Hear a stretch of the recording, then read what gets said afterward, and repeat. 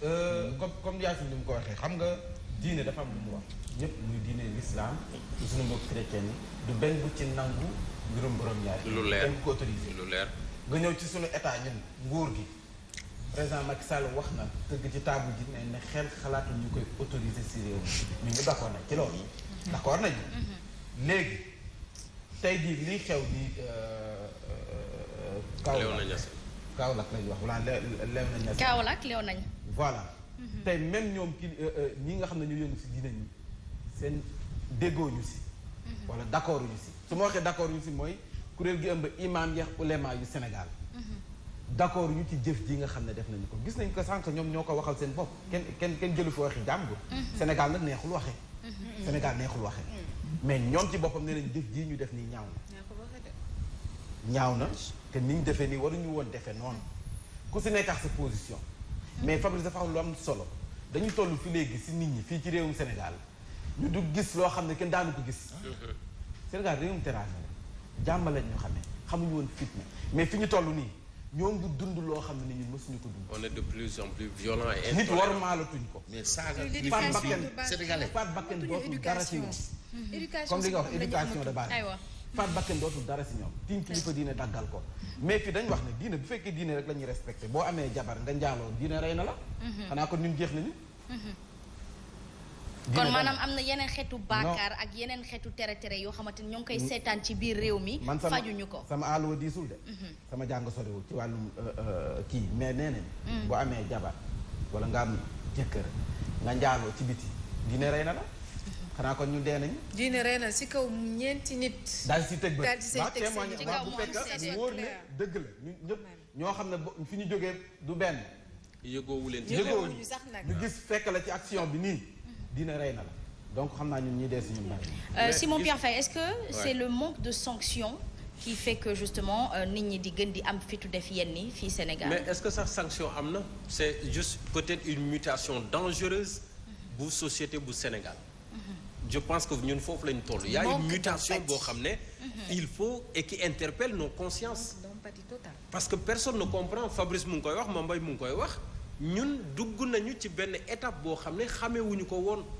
xamewuñ ko woon doomu Sénégal xamewuñ ko woon sénégalais xameñu ko woon réew mi.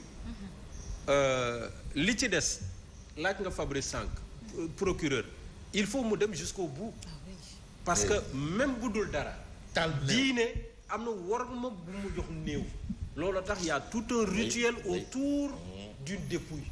nit ku faatu. am na nu ñu koy taxaw. donc même mort tu as encore des droits. tu as encore droit à une certaine dignité. et dignité boobu également yoon daf ko protéger parce que dafa encadrer un processus d'exhumation. maanaam néew boo xam ne suul nañ ko mais ci yoon dafa am fu ñu war a jaar étape par étape ba war a mën a yegg ci sulliwaat ko. et il y a des circonstances bien déterminées et il y a des textes qui réglementent donc ce qui veut dire que même nit ku dee. am na worma bu ñu warloo ak moom am na noo xam ne tam yoon daf ko protéger parce que c'est l'humanisme c'est l'humanité de l'homme ñun la loolu moo fi nekk donc le procureur également pour protéger les morts il doit comme ni mu def ci cas bi s'autosaisir ba pare def ca la ca war ñun foofu la ñu waxee parce que li xew ni ñu ñëpp a ko ñaawlu mën nañu am nag différentes interprétations du point de vue religieux mais humainement c'est inacceptable parce que looloo tax ngay dégg dans des pays en situation peut-être de crise militaire de guerre etc tu entends des accusations du genre crime contre l'humanité parce que c'est pas l'humanité le monde physique en tant que tel mais c'est l'humanité de l'homme nga def nit ki loo xam ne xel nanguwu ko lii ci la bokk. am na solo ñu daal di si bàyyi xel bu baax a baax ñu ñëwaat ci manifestation waa F24 ñoo ngi leeral ni ñoom Sénégal moo leen ñor te sénégalais yi la ñuy doon manifester en tout cas détenus politiques sénégalais pour ñu libérer leen pourquoi le drapeau de la Russie s'y invite-t-elle alors. ah xanaa ñu laaj ko ñu ko indi woon ñu indi drapeau. est-ce un lobbying derrière ou juste pas. mën na nekk en tout cas man je cherche à comprendre parce que dès le lendemain de la manifestation c'était le vendredi. Dès le lendemain samedi la presse notamment en ligne a commencé à faire circuler justement des images de drapeaux russes. Dans une manifestation à Dakar.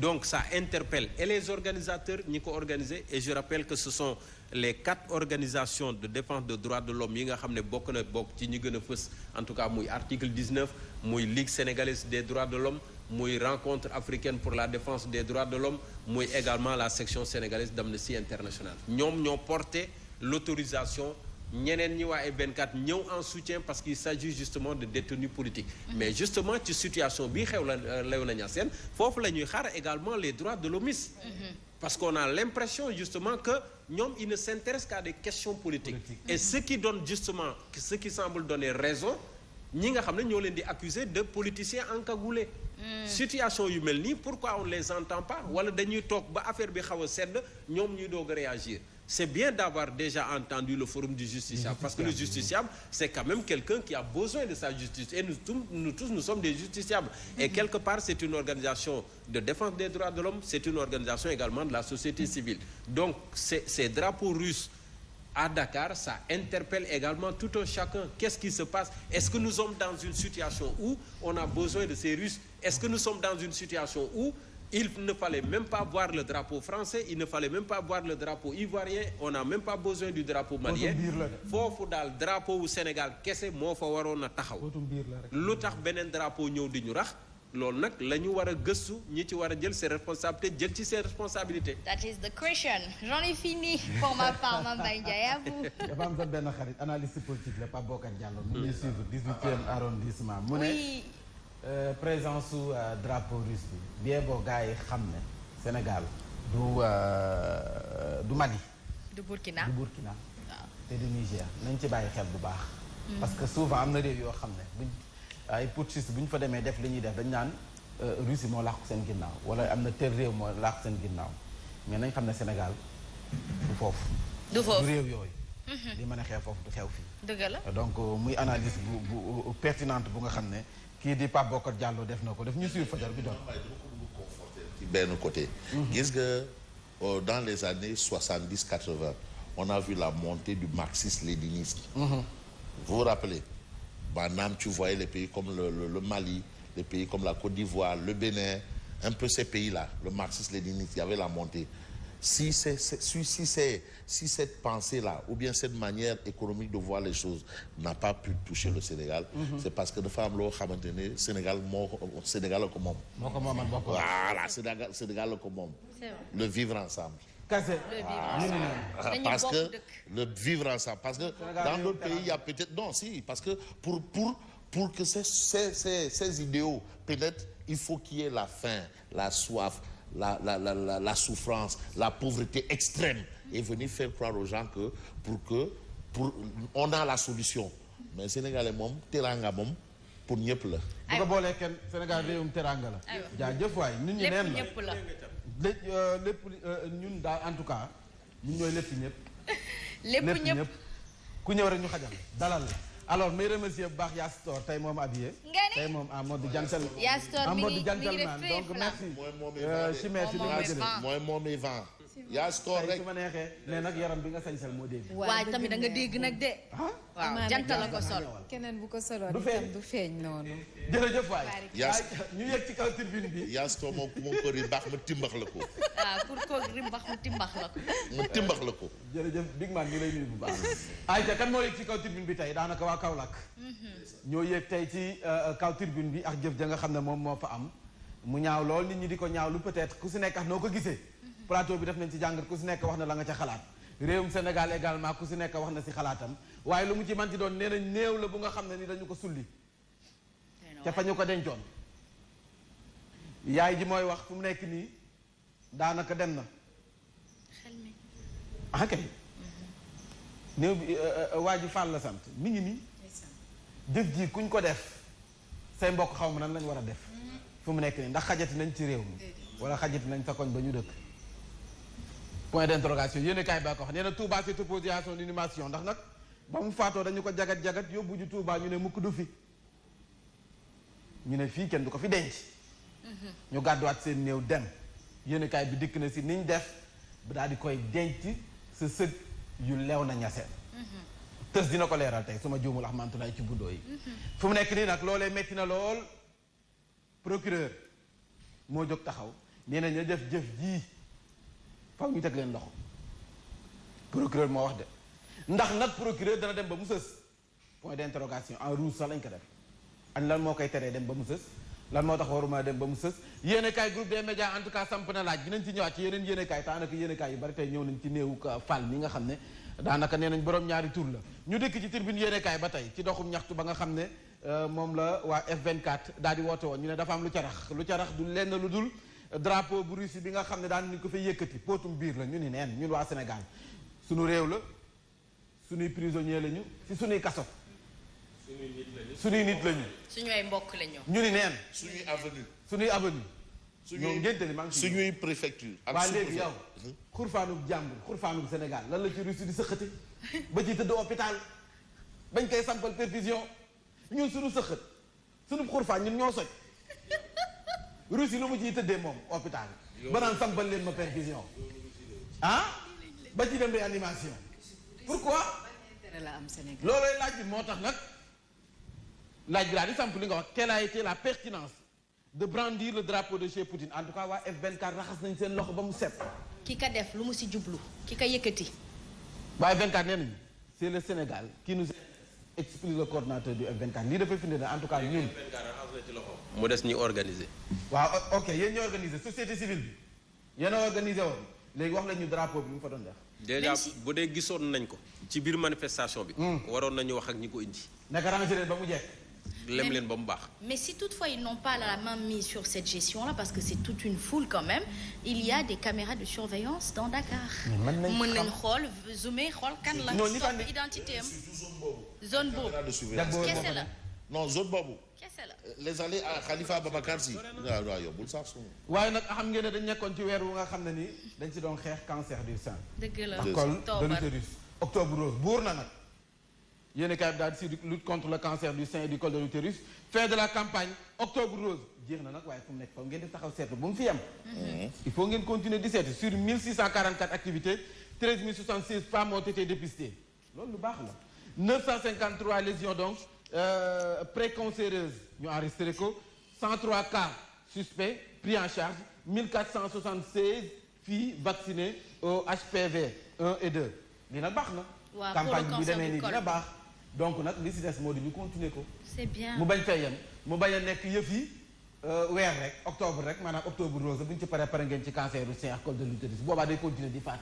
en tout cas protestation contre la fermeture de l'UCAD le SAES décrète un mot d'ordre de grève de 48 heures gaañaa nga ca defante ba léegi gaañaa nga ca defante ba day ubbee du ubbi lu mu ci manti doon ña nga ca defante ba léegi ñu wëyal doxal bés bi le jour nee nañ la tolérance brûlée te muy dëgg nee nañ loo xam ne mësuñu ko gis réewum jéggale la ñu nekkoon déjà te dañ daan wax réewum yàlla baax na loo wax ñu ne yàlla baax na waaw lii nag nee nañ lii xew sa kaw la yéeme na jéggi na dayoo néew la ñu sulli ndax nee nañu waa ji boroom ñaari tur la woon te présumé sax la ñuy wax ñoom ñëpp kenn amul preuve dañoo am partenaire bu seede waaw xam naa loolu chant et danse autour d'un cadavre image insoutenable loo xam ne mësuñu ko gis ay jël nit di ko taal wala teg ko pën a taal ko loolu dëkk yeneen dëkk yi lañ ko daan gis yow sax da nga ko daan ragal a xool yeneen dëkk yi xoolal imam li mu wax imam Pouy dit même considéré comme homosexuel le musulman doit être enterré dignement du samay kàddu de imam Pouy moo wax xam naa nag imam Pouy tey moom du doy xam naa gars yi Sénégal neexul non mais nañu nangu dëgg neexul waxee c'est vrai Sénégal neexul waxee c'est vrai Sénégal neexul waxee xam nañ lii xew da ngay wax ñu savonné la il faut pas être un extrémiste dans tout mi ngi néew diine ji daf ko jox wor mi ngi nii même néew yoon daf koy défendre c'est vrai day veiller ci ay droits imam Pouy daal nee na dans tout il faut pas être un extrémiste même boo leen jàppee ne boroom ñaari tur la da ngeen ko war a denc ku si nekk ak noo ko gisee nag gis nga Mambay lii extrémisme moo koy indi c'est-à-dire nga am benn xalaat rek jublu fa naan ci lii laa sës alors que peut-être yaa ngi teggi li ngay wootee lu muy wax dëggantaan doy na waar de ça peut être compliqué on a point au facilitateur de Touba Mbacké 560 laa la wax ni ci ay nouveaux parrains dans le compteur de Gëm Sa Bopp Cheikh Bougane réussit à lui seul toute prouesse malgré les restrictions à Touba. Comment on l'appelle Cheikh Bougane? boobu de yëguma ko woon. Cheikh Bougane. Bougane mi ngi nii moom sa Touba rek cavalier yëpp xam nañ ne fu mu nekk nii gëm sa bopp mooy demal boppam. Cheikh Bougane. Cheikh Bougane mii de désormais Cheikh Bougane. Jëwrin Bougane. waaw mën na nekk. Jëwrin Bougane. moom ci boppam sa Touba 560. ay parrain yu yees yu ñu ko jox. fekk 10 000 mu jële woon sa Kaffrine. waaw. maa la wax nii. nee na lii combat am le présidentiel 2024 bi day bokk Baye Foss. la xew sa Kaolack le cadavre d'un présumé homo exhumé et brûlé. La dépouille avait été donc déjà refoulée au cimetière du cimetière de Touba avant qu'elle ne soit inhumée à celui de Léona Niassène. En tout cas Kaolack fu mu nekk nii ubbi nañu su ab enquête ngir bëgg a xam nag ani ñan ñoo def jëf ji ak lan moo sabab ñu def ko mi ngi nii libération sax foofu la génne enterré vendredi Cheikh Fall mi ñu gën koo xam ci Boy Naar fanweeri at la amoon dañ ko sulli mbooloo mu takk ñoo fa dem anam dañu ko sullee gis ngeen ñaaw na lool nee nañ buum la ñu takk sa baat baax sa tànk yi xëcc ci diri teg ca tali ba taal. teg ci tali ba taal. mi ngi nii. lii moom est-ce que sénégalais ponte ñoo ko def. Vendredi, le domicile du défunt où logeaient des prostituées avait été donc incendié après la décision du Daïra Moukhaddamatoul Himma qui avait refusé donc l'enterrement à Touba. kon yamul woon foofu rek. Direct News ñëw ci lu am solo ba tey li ma doon wax sànq Bougane Gueye Dany daal di waxaat cette fois-ci journée mondiale contre l'AVC. parce que am na dëkk moo waxoon dama xamatul fan la koo xam ne nee na foofu ñoom ñi amee AVC amuñu fi ñu fejoo amuñu fi ñu fejoo moom na Bougane nee na fi ñu toll nii 2023 Sénégal fi mu toll 2023 la ñu wax de Sénégal gi boo ko wàññee boo ko wëree 5 lal yi nga xam ne mën nañ fa defee réanimation neurologique moo fi am fi ñu toll nii 2023 5 ci ay lits de réanimation neurologique moo fi am ñoo xam ne tey boo amee AVC war nga fa mën a dem daanaka ba tolloo ci fenn bi ñu taxaw la malgré des annonces politiciennes les travaux qui devaient réhabiliter donc le service neurologique de Fann n'ont toujours pas démarré 3 ans après son lancement théorique parce que nag fii dañuy toog lancer ay travaux am na première pièce pose première pierre yoo xam ne boo fa demee xeer ba seey ndax fa ñu tegee xeer ba fa lañ ci pare xeer ba day dem ba nawet dina fi rombati fa rombati ba brique ba seey saxi fleur fu mu nekk nii théoriquement dañ ne woon dañuy door travaux yi safaan mais France daal di xëddeen ba fii 3 ans. Moo tax ça me fait tellement rire de voir par exemple la couverture de la pose d'une première pierre. Ça me fait tellement rire. Non sérieux moo tax. Couverture médiatique pose première pierre. mooy yow fii. Samp xeex. direct news yi ñëw ba tey ci Abdoulaye Sylla ba nga xam ne temps yi réseaux sociaux yi inondé na ko lool nag boo demee ci TikTok bi di nga gis ay influenceurs yu bari yu nga xam ne daanaka def nañ ci signe 550 préférence nationale Abdoulaye Sylla ci boppam nee nañu nag fu mu nekk nii moom la muy dox promotion wu Made in Sénégal au cœur de la démarche du 550 lii moom dafa am solo. nee nañ ñoom secteur privé fu mu nekk nii wàcc nañ ci terrain bi promotion du secteur privé national. Made in Sénégal ok loolu lu am lii solo rek jaar na kii campagne. plus de 500 vidéos fu mu nekk nii dañu ko créé C'est important. 6 millions de likes. Ouais. 3 millions d'individus différents ont été donc touchés par cette campagne. Abdoulaye Sylla mi bu 550 préférence nationale dafa démontrer que la toile sénégalaise est un terrain fertile pour les idées novatrices et les personnalités inspirantes. Il prône surtout pour que les contrats de collaboration avec l'État des réalisations puissent être automatiquement donnés au secteur privé sénégalais pour donner de la force justement à nos entrepreneurs, etc. Donc c'est ce qui foofu noonu. nga xam ne. c'est ce qu'il s'adresse prône aux décideurs ba pare nga am au moins li nga soxla ca ñoom. C'est une injustice qu'il veut corriger. Ouais. Parce que jusque là on parle de préférence nationale mais ce n'est que des broutilles. am C'est ce nga qu'il prône. néew bi nga xam ne sulli nañ ko fee nga xam ne moo di sa kaw nag yéen kaay bi dikk na ci l'enfer avant la mort en tout cas moom déjà yóbbu nañu ko safara te ñoom nee nañ yàlla atteegul kon nag ñoom atteel nañu seen bopp yéen kaay bi daal dina ciy dikk le mandat daal di ñëw ci Mame Mbaye Niang qui vise d'une pierre deux coups en tout cas yéen kaay bi expliqué na ko ci mbirum Prodac la jamono joojee 560 ci ay parrain wala parrainage yu nga xam ne ni daanaka moom Bougane Gueye Dany jot nañu ko dajaleel foofee sa diwaanu Touba ngeen ko gisee nii moom Cheikh Bougane daal di yor li nga xam ne mooy kaasu café Touba am ak yéen kay moo ne Cheikh Bougane mi ngi nii la bonne surprise d'un militant pour le leader de Gëm Sa Bopp yéen kay bi daal dina si dikk campagne bi vous allez voir même des avions. ci gëm sa bopp. yaa ilaha. baa du pare na takku na taxaw. ay moto ak ay quad n'importe quoi. billaay jet ski.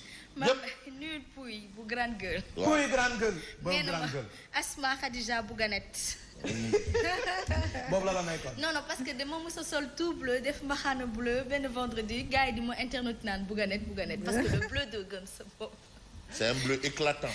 en tout cas le mandat yéen kaay dafa dikk nee nañ le leader social a waxi naan Nimzatt et Guédiawaye Habib Niang mi ngi fa woon daal di nag woote mobilisation bi moom mi ngi ci combat bi fu mu nekk nii de. non moom social rek nee na delluwul ginnaaw de. non social rek lay dox. jiga askan wi. waaw moom loolu la woote moom. Habib Niang nga xam ne moom mooy Habib Niang. Habib Niang rek mi ngi woon sa Guédiawaye de. Habib Niang rek. delluwul ginnaaw benn yoon. moom mooy borom Thiès. waaw nga dem ci laaj yéen kaay Victorine Ndeye ci boppam moom it mu ngi fay wane boppam.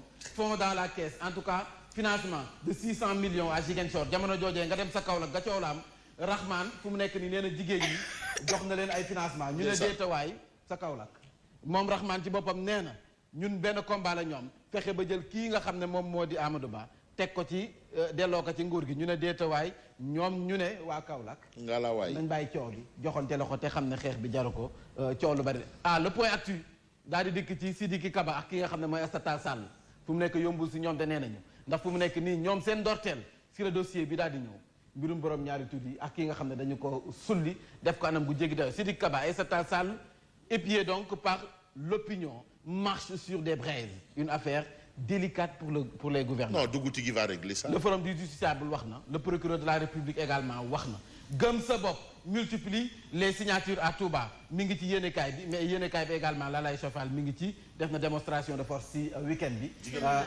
jigéen bu man góor léegi nekkatul COFEM nee na suñu gox suñu yitte donc wane na ko c'est un mouvement national. donc nag jël na ay parrainage am. déedéet mouvement international.